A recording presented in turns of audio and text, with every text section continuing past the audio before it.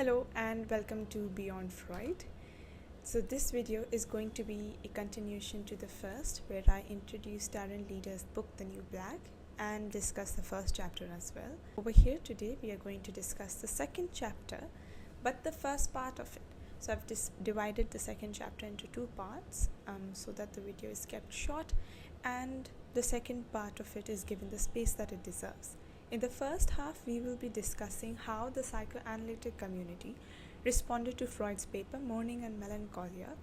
And as we'll see, people really did not agree with it initially or even like at the first go, and rather added their own understanding to it. The first half of the second chapter looks at the responses given by the psychoanalytic community, especially through the work of Melanie, Klein and Karl. I did find it a bit difficult to go through only because I am still understanding Klein's work and I'm not that familiar with Karl's work. So both their responses do differ, but they are also on the same side when they say that mourning and melancholia are not two polarized notions, but that our relation to our caregiver is an ambivalent one from the start. And what this implies is that the conflict of emotions, the idea of love and hate, which Freud was talking about, is present in all forms of mourning and not just pathological mourning. So rather than simply just telling what Leader wrote, I think I'll focus on what I found to be quite an interesting concept which came up when he discusses Abraham's perspective. Now for Karl Abraham, separation and loss can find an expression in our bodily workings. Abraham says that think of incorporation through the mouth and our first relation with our caregiver being from the mouth. So the idea of incorporation through the mouth, ears, nose, by biting, sniffing, swallowing, looking are all indicative of internalization. And for Abraham, they were to be found in all of mourning. Freud had considered a certain type of internalization to occur by the melancholic, which then entailed that the loss is internalized and the ambivalence produced due to the loss is turned inward. Over here, Leader cites an analyst who observed that the oral and bodily activities of the infant, which feel aggressive, like biting or scratching, need not solely be sadistic in nature as was usually understood. They are also indicative of the infant trying to understand or coming to know the other. I was then wondering, does this mean that internalization is a process which tries not only to recapture the lost object but also to capture a strange new object? How does this then play out in the process of mourning?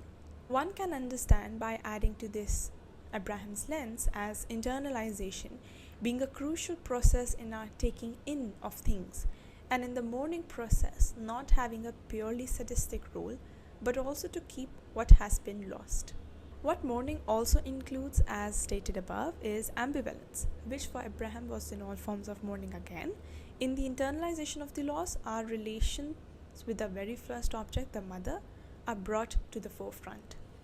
They write that when we lose someone later in life, our childhood situation will also be revived.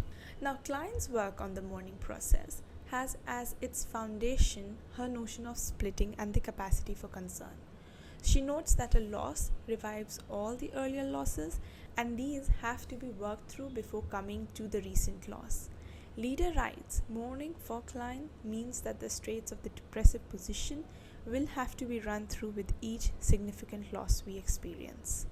Just like how it is in the depressive position, mourning will also involve efforts to make reparations as we tend to take responsibility for the loss.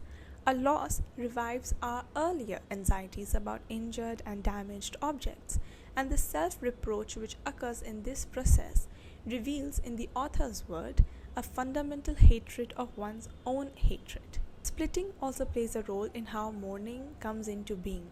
In the clinic, one observes it in the patient's discomfort with the splitting, which has then become conscious, when emotions of polarized hate or polarized love start seeping into the therapeutic work. So for Klein, mourning includes all these workings of the unconscious, importantly the presence of dreams of damage and repair of a body. So we'll be ending here the first half of the second chapter, and I And when I was like sort of researching what else can be read to add on to this discussion, I found two papers which might be helpful. First is Melanie Klein's Mourning and its relation to manic depressive states, and the second is Karl, A Short Study of the Development of the Libido Viewed in the Light of Mental Disorders. And in the next video, I'll be talking about the second half of the second chapter, where Leader, the author, talks about the social aspect of mourning. So thank you for watching, and if you have any questions or doubts and anything that you would like to point out, the comment section is open. Thank you so much.